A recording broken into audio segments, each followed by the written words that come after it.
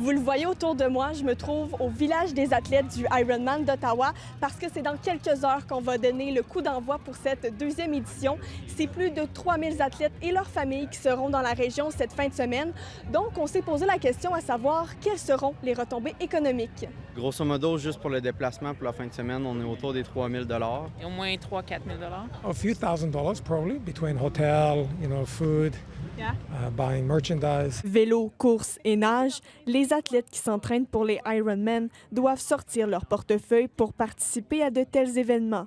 Ces touristes sportifs ont l'avantage d'avoir des dépenses bien différentes de celles des vacanciers. Donc, des événements comme Ironman, ça donne une raison définie dans le temps pour les gens de venir visiter Ottawa. Parce qu'on parle d'athlètes qui doivent bien se nourrir. Pour les athlètes Ironman, c'est des milliers et des milliers de calories. Donc, évidemment, ils vont aller dans des bons restaurants, ils vont consommer beaucoup. Ensuite, ils doivent se reposer, donc ils vont aller à l'hôtel.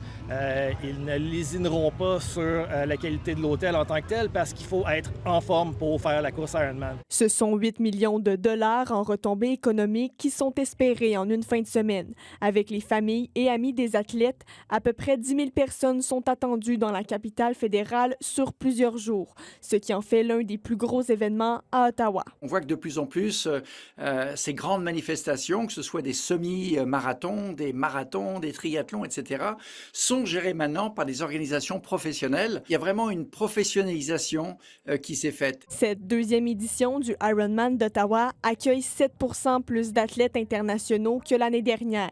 Des athlètes provenant de 65 pays seront présents. Ici, Eliane Doucet, Radio-Canada, Ottawa.